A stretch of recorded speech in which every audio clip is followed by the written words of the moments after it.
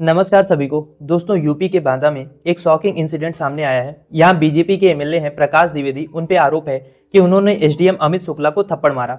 दरअसल एसडीएम साहब ने दो इलीगल जो बालू के ट्रक थे उनको पकड़ा और उन ट्रक वालों के पास कोई वैलिड डॉक्यूमेंट भी नहीं थे, तो उन्होंने ट्रक को सीज करा दिया।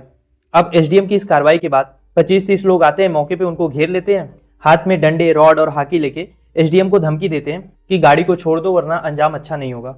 अब इसी बीच एमएलए साहब आते हैं और एसडीएम को थप्पड़ मारते हैं।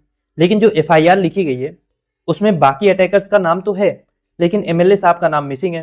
हालांकि एमएलए साहब अपनी सफाई में ये कह रहे हैं कि मैंने सिर्फ डांटा था, थप्पड़ नहीं मारा। लेकिन सवाल थप्पड़ मारने या डांटने का नहीं है, सवाल ये है कि एमएलए साहब वहां क्यों पहुंचे और वो किसकी फेवर में बोल रहे थे। उस बालू के ट्रक से उनका क्या लेना देना था? अगर उसको सीज करना आपको गलत लग रहा था तो आपने लीगल प्रोसेस को फॉलो किया होता। एसडीएम क्लियरली इलीगल माइनिंग को रोक रहे थे और एमएलए साहब कथित रूप से माफिया के साइड में दिखे। अब ऐसे में पुलिस और एडमिनिस्ट्रेशन पे सवाल ये उठ रहा है कि एमएलए के नाम पे एफआईआर क्यों नहीं हुआ।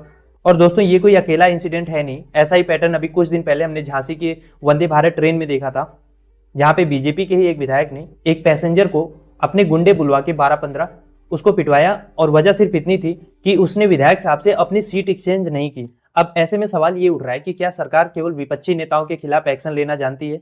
अपने विधायकों और अपने नेताओं के गलत कामों पे, उनके एक्शन पे क्या सरकार बस साइलेंट रहेगी?